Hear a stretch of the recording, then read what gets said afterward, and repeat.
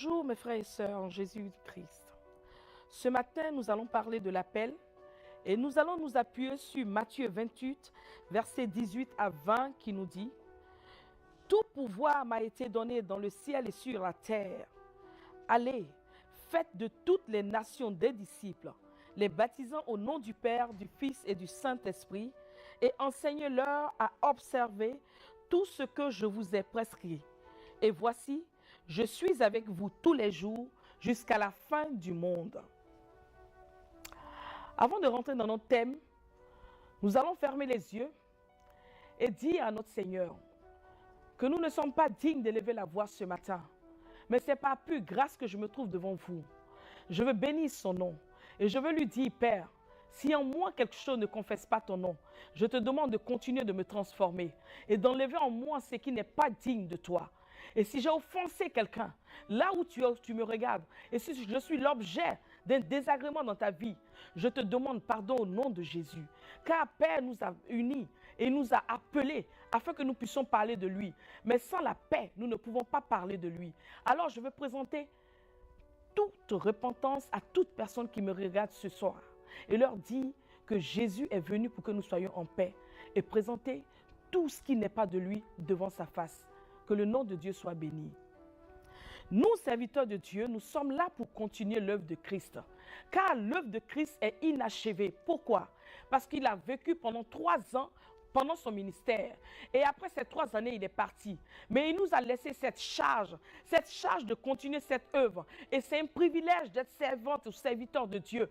Car servir Dieu est un risque, est un privilège, c'est vrai, mais c'est un travail harassant, c'est un travail pénible. Et il faut que nous soyons des dignes représentants de notre Seigneur Jésus. Il faut que nous puissions l'imiter dans nos comportements, dans nos manières de vivre, avec amour, et que nous soyons proches de ceux à qui nous parlons de lui, et que nous soyons proches de leurs préoccupations, que nous nous soucions de leur vie, de leur manière de penser, de manger, et de pouvoir être vraiment chrétiens.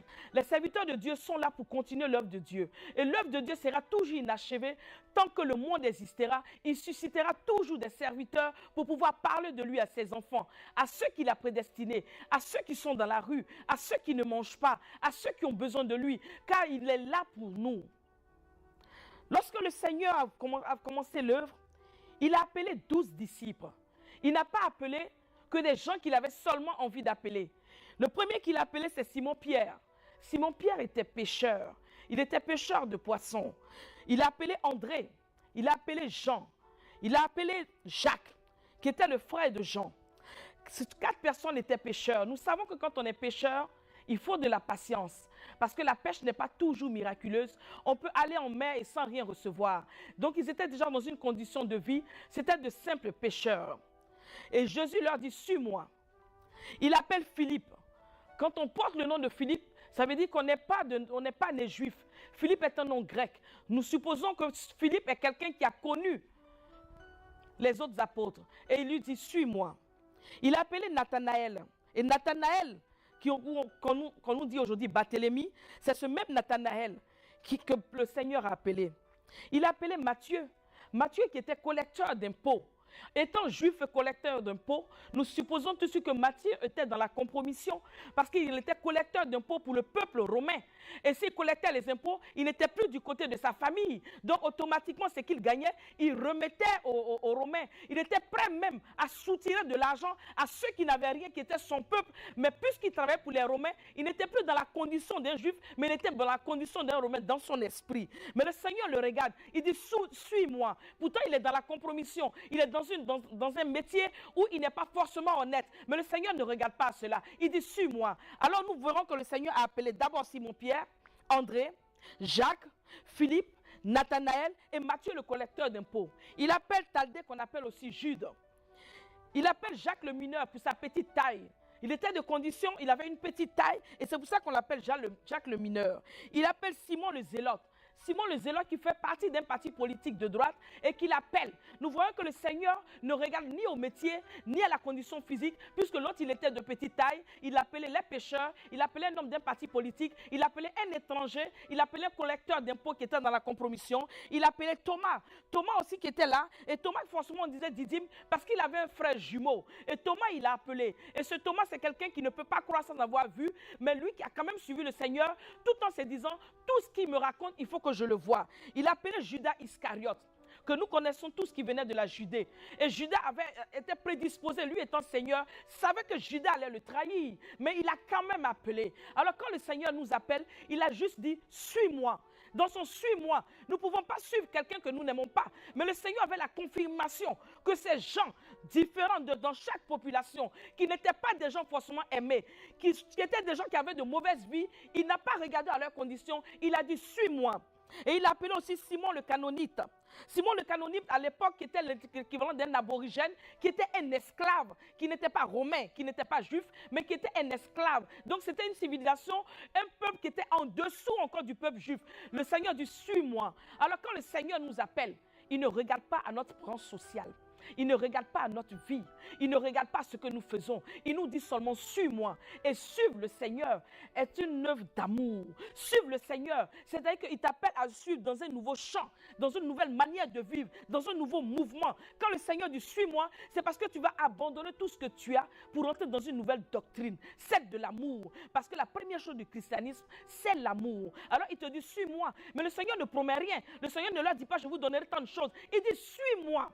Et tu le suis sans le connaître. Quand il a appelé Matthieu, il ne s'est pas présenté. Il a regardé le collecteur d'impôts. Il dit, suis-moi. Et Matthieu s'est levé promptement. Il n'a pas cherché à comprendre où irais-je. Il s'est levé, il a suivi le Seigneur. Suivre le Seigneur est un engagement, est un acte d'amour. Et quand le Seigneur te demande de le suivre, c'est parce qu'il dit dans sa parole, apprenez-le à observer tout ce que je vous ai enseigné. Donc suivre quelqu'un, c'est le suivre pas à pas. Marcher dans ce qu'il fait, dans ce qu'il dit. Copier tout ce qu'il fait et reproduire ce qu'il fait. Étant donné que le Seigneur était juste, il n'avait pas de péché, nous devons le représenter en étant ses vrais imitateurs. Marcher avec lui sans une condition de compromission, malgré notre état négatif, malgré que Iscariote devait le vendre, mais il a dit, suis-moi. Et Iscariote gérait son argent, il était le trésorier. Chacun avait un métier autour de lui, mais il a dit, suis-moi. Et suivre Jésus. Quand on dit suivre quelqu'un, c'est le suivre dans sa pensée, dans son comportement, dans sa manière de vivre, dans tout ce qu'il te relate, dans son esprit.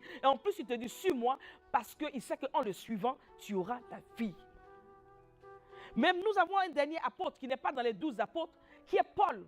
Qui est celui qui a suivi le Seigneur après la mort du Seigneur. Mais Paul n'était pas n'importe qui. Paul était érudit. Paul connaissait la loi romaine. Il avait une position élevée. Et il était décidé à exterminer cette secte. Mais aujourd'hui, lorsque le Seigneur s'est présenté à lui, en lui disant, Saul, pourquoi me persécutes-tu? Paul a décidé de suivre Jésus contre vents et marées. Paul a suivi Jésus. Paul a étudié, Paul donnait son avis. Paul a été le premier missionnaire de la parole de Dieu qui partait porter l'évangile. Mais il portait l'évangile avec humilité. Malgré qu'il avait un grand savoir, il est venu rejoindre les autres apôtres, les pécheurs, les hommes de mauvaise vie, le collecteur d'impôts. Mais il ne les a pas rejoints en disant, moi je suis plus érudit. Mais vu qu'il avait l'appel et qu'il devait suivre le Seigneur, il s'est mis aux côtés des autres dans l'amour. Les autres ne l'ont pas forcément accepté parce qu'il était présent quand on tuait un de leurs, mais il s'est mis à côté dans l'humilité pour pouvoir apprendre parce que eux, ils ont vu le Seigneur en vie. Mais lui, il ne l'a vu que par la révélation, il ne l'a vu que par la vision. Alors ceux-là, ils étaient au-dessus parce qu'ils avaient vécu à côté du Seigneur. Il s'est rangé à leur côté. Paul étant celui qui a écrit la moitié de la Bible, mais il a écrit dans la soumission, dans l'humilité, parce qu'il suivait Jésus de Nazareth. Et c'est ce même appel, c'est la même chose que nous, serviteurs de Dieu, nous devons faire vis-à-vis du peuple que nous avons. Que le nom de Dieu soit béni. Pour que Jésus vienne à nous, il nous dit, je suis le chemin, la vérité et la vie. Mais pourquoi est-il le chemin, la vérité et la vie? Nous devons savoir que Dieu avait un désir. Le désir profond de Dieu, c'était de pouvoir repêcher l'homme. Nous savons tous par rapport à la parole de Dieu que Adam, le premier homme, a péché. Et étant dans le jardin d'Éden, il s'est laissé séduire. Il s'est laissé séduire par le serpent qui était déjà en Éden, qui connaissait la vie d'Éden. Et je vous inviterai à lire Ézéchiel 28 ou Ésaïe 14 pour que vous sachiez qui était le serpent avant que l'homme ne soit créé. Le serpent savait que Adam venait prendre sa place. Et Adam, ce premier Adam créé, a écouté Dieu, mais n'a pas été obéissant à Dieu. Alors qu'est-ce qu'il a fait? Il a automatiquement écouté le serpent. Alors ce premier homme créé se met du côté du serpent qui avait déjà créé une rébellion dans le ciel. Alors le Dieu se dit, j'ai un désir, j'ai un mystère. Comment récupérer l'homme que j'ai créé à mon image et qui s'est mis du côté du serpent? Parce que dit au serpent que le Seigneur nous a demandé de ne pas manger cet arbre. Et quand même le manger par rapport à l'ordre du Seigneur, c'est rentrer dans une désobéissance. Alors le péché rentre en nous, rentre dans notre esprit, rentre dans notre corps et nous sépare de notre Dieu que nous aimons tant. Et cet Adam ne s'est jamais repenti de cette faute. Lorsque le Seigneur lui a dit, Adam, où es-tu et qu'as-tu fait? Il a automatiquement dit, la femme que tu as mis à côté de moi. Mais il n'a pas reconnu qu'il avait désobéi au Seigneur. Mais le Seigneur avait un désir profond. Il aimait l'homme, il aime encore l'homme. Il ne voulait pas l'abandonner dans le jardin d'Éden. Alors qu'est-ce qu'il fait? Il a un plan qui est son mystère. Et ce mystère est caché. Et ce mystère, il ne le dévoile à personne parce que ce plan, c'est lui-même. C'est lui-même qui va le réaliser. Alors il fait quoi? Nous tombons maintenant dans la situation où le Seigneur doit nous emmener un sauveur pour racheter l'homme et régler le problème de la rébellion du serpent. Oui, nous sommes serviteurs de Dieu, mais nous devons comprendre l'œuvre de Jésus sur la terre.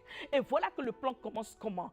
Jésus lui-même, le Seigneur, va naître par une vierge. Sa divinité est prouvée parce qu'il n'a pas de père humain. Il est un père spirituel. Il est parfaitement homme et il est parfaitement Dieu. Il vient dans le sein d'une vierge et il naît. Il naît et il nous fait comprendre que sa nature lui-même, il vient au milieu de nous. Il vit avec nous. Mais avant qu'il ne rentre dans cette œuvre de ministère, nous avons Jean-Baptiste qui annonce la repentance. Car nous voulons nous réconcilier avec notre Dieu. Et nous voulons sortir du péché. Et nous voulons avoir une nouvelle vie. Mais Jésus vient sur terre avec nous.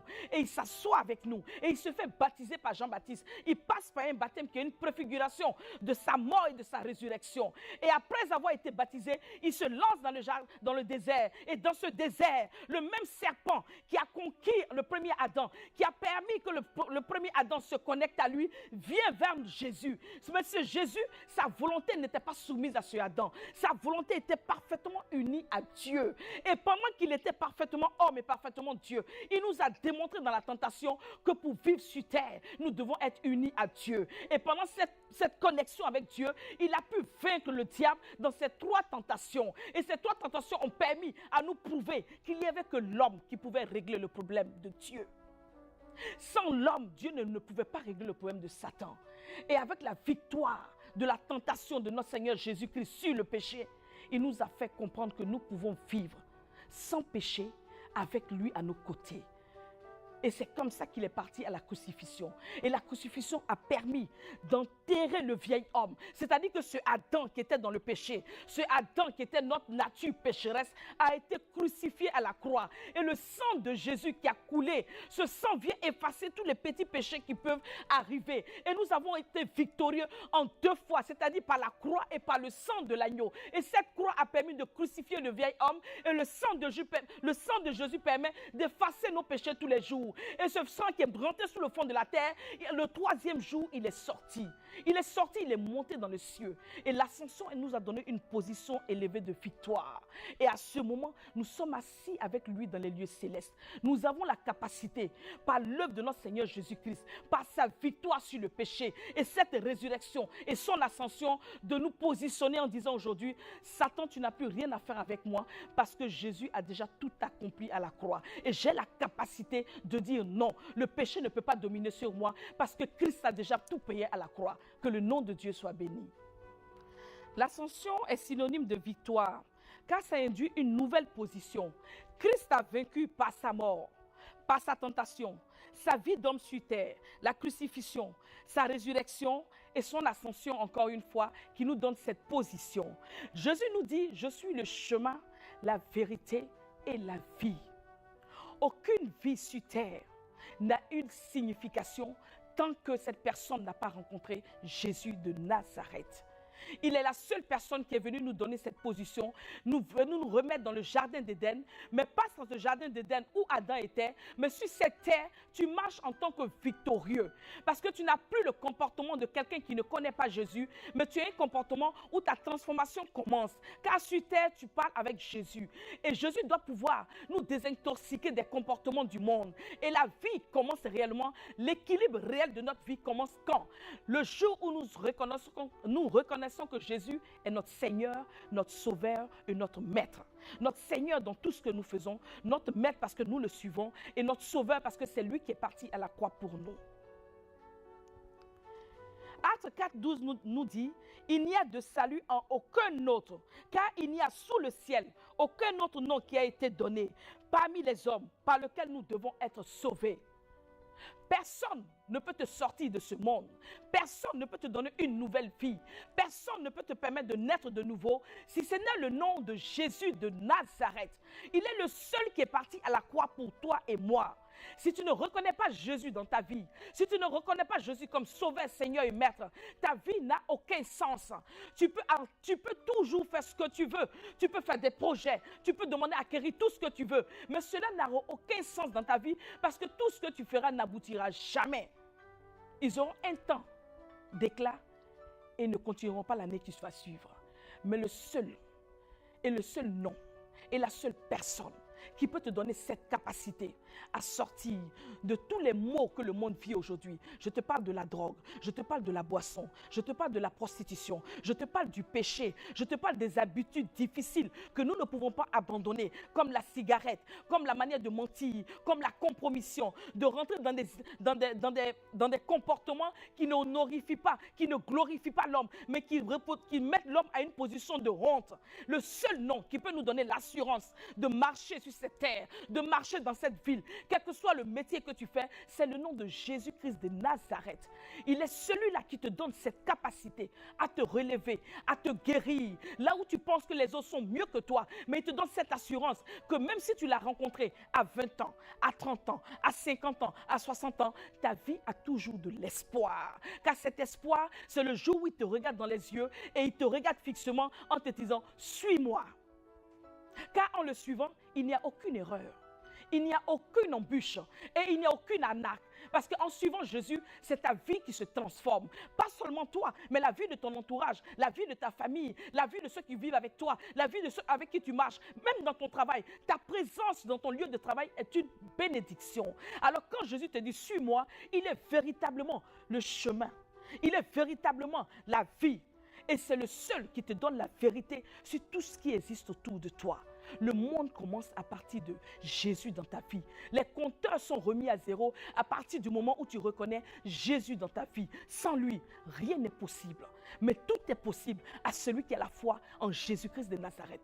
Que le nom de Dieu soit béni et que son nom soit élevé. Ce n'est pas plus grâce que nous sommes devant vous ce soir. Ce n'est pas plus grâce que nous pouvons parler de lui parce que nous n'avons rien mérité. Nous n'avons rien emporté. Si ce n'est son nom seul qui nous permet de communiquer. Aujourd'hui, je me mets devant vous en tant que servante de Dieu. C'est une grâce et c'est un privilège de pouvoir parler de notre Dieu. Je connaissais le Seigneur quand j'étais toute petite parce que mon père a toujours rêvé d'avoir un pasteur dans sa maison. Et nous étudions la Bible. Mais la Bible, nous ne la connaissons pas en profondeur. J'ai été à l'église catholique comme tout le monde et je me suis fait baptiser et j'aimais l'évangile. J'aimais Dieu, mais je n'avais pas de mode d'emploi. Et plus jeune, j'ai arrêté de parler de Dieu et de servir Dieu. Et j'ai vécu la vie du monde jusqu'à ce que j'arrive à l'université. Mais je suis arrivée à l'université par pure grâce parce que je n'ai pas le certificat d'études, je n'ai pas le brevet, mais j'ai eu le bac. Pourquoi? Parce qu'un pasteur m'a dit un jour que c'est Jésus qui pouvait me donner le bac. Alors là, je me suis mise à prier. Parce que je me suis mise à prier, j'avais un objectif. Je voulais juste avoir le bac, mais je n'aimais pas encore Jésus. Mais je savais que ce qu'on m'avait dit, que Jésus pouvait me donner le bac. Alors je suis partie prier parce que je voulais avoir le bac. Effectivement, Jésus étant fidèle, j'ai eu le bac. Je suis allée à l'université, mais je ne suivais toujours pas Jésus. Je n'acceptais pas réellement les choses de Dieu. Je vivais une vie du monde et quand ça n'allait pas, je me tournais vers la parole de Dieu. C'était vraiment un Jésus que j'avais comme ça m'arrangeait. Et je suis venue en France le 24 novembre 1989. Et pendant 10 ans, j'ai essayé des boulots, j'ai fait des petits boulots, j'ai essayé d'être chef d'entreprise. Mais je me suis dit, pour avoir l'argent dans ce pays, il faut que je touche à quelque chose. Et j'étais prête à toucher à tout pour être une femme célèbre. J'avais envie d'avoir beaucoup d'argent pour m'imposer dans ce monde, en disant que l'argent allait me donner une position sociale élevée et le respect que je recherchais. Alors là, je me suis inscrite dans les ordres occultes, je me suis inscrite à la Rose-Croix parce que je voulais acquérir la connaissance mystique et surnaturelle pour pouvoir arriver où je voulais arriver. Et je suis restée 4 ans dans ces rituels et ces incantations à faire tous les jours, mais qui ne me donnaient rien. Mais le 10 janvier 1998, j'ai connu le feu dans toute ma maison. Et c'était une porte blindée. Et la porte était tellement blindée, plus le feu s'activait et le feu se fermait. Je faisais des incantations, mais je n'arrivais pas à sortir de là. Mais lorsque j'ai dit le nom de Jésus, la porte s'est ouverte comme enchantement. J'ai compris que mes incantations ne suffisaient pas. Mais je n'étais toujours pas chrétienne malgré cela. Et ma mère est venue me voir par rapport à ce que j'avais eu comme accident. Et c'est ma mère qui m'a emmené voir le prophète Feu Kakou Sévérin. Et il m'a dit, tu as besoin de Dieu, sors de la Rose-Croix. Je trouvais qu'elle était quelqu'un d'inculte parce qu'elle n'avait pas mon savoir et qu'elle ne pouvait pas me parler de quelque chose qui pouvait m'édifier parce que ce n'était qu'une pauvre femme, puisque mon aide intellectuelle me faisait croire que j'en savais plus qu'elle. Et je suis partie à cette croisade. Mais à cette croisade, j'ai compris que l'évangile était vivant. Lorsque le prophète parlait de Jésus, je ressentais en moi des êtres qui parlaient et qui me disaient « Non, ne va pas vers lui ». Je me suis rendu compte pour une première fois dans ma vie que ce qui parlait en moi existait en moi depuis toujours. Mais ce n'était pas la voix de Dieu, c'était la voix des démons. Alors je me suis sentie faible, humiliée. Et j'avais pitié de ma propre personne. Et quand on appelait les gens pour donner la vie à Jésus, j'ai donné ma vie à Jésus ce jour-là.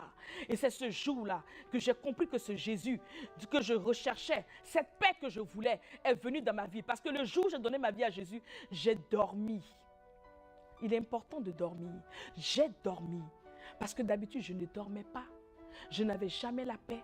Je savais sortir de moi, je connaissais les féticheurs. Mais quand la nuit arrivait, je voyais non-stop des tableaux. Le don était là, mais n'était pas un don de Dieu. J'avais des visions du monde des ténèbres. Mais le jour où j'ai reconnu Jésus comme Seigneur, Sauveur et Maître, ce jour-là, le vrai sommeil est venu dans ma vie. Et je me suis couchée, j'ai dormi de minuit à 6 heures du matin, d'un sommeil profond. Je savais que je n'étais plus seule, que j'avais un Jésus avec moi. Et tout l'argent que j'avais n'a plus existé parce que ce jour-là, Satan m'a fait comprendre que j'avais changé de chemin. J'ai perdu tout ce que j'avais. Tout ce que j'avais acquis avec des incantations n'avait plus de raison d'être dans ma vie. Je ne pouvais pas manger. Je ne savais pas quoi faire, mais j'étais bien dans mon corps et dans mon esprit. J'avais la paix. La paix qu'on ne peut pas acheter. La paix que personne ne peut te donner. Parce que même quand tu vis le tourment, que tu habites dans un château, le tourment, personne ne peut te l'enlever. Mais Jésus m'a enlevé le tourment et j'étais en paix avec moi-même. J'ai tout perdu. J'étais au chômage. Mon mari et moi, nous ne travaillons pas. Nous n'avons presque rien à manger. Nous vivons dans une maison que nous ne pouvons même plus payer. Les arriérés étaient beaucoup. Nous devons presque 1 an de loyer. Nous avions la paix. Elle était au-dessus de ce que nous avions comme problème. Et quand nous avions faim, nous prions. Nos enfants ne nous demandaient pas à manger. Ils mangeaient que du pain, mais ils le mangeaient à 16 heures. Et ils étaient rassasiés parce que Jésus était au contrôle. Et c'est Jésus-là, nous ne l'avons plus quitté. C'est Jésus a redémarré ma vie. J'ai eu un travail où je touchais 700 €. Parce qu'en entreprise, je m'étais donné un salaire en francs de 30 000.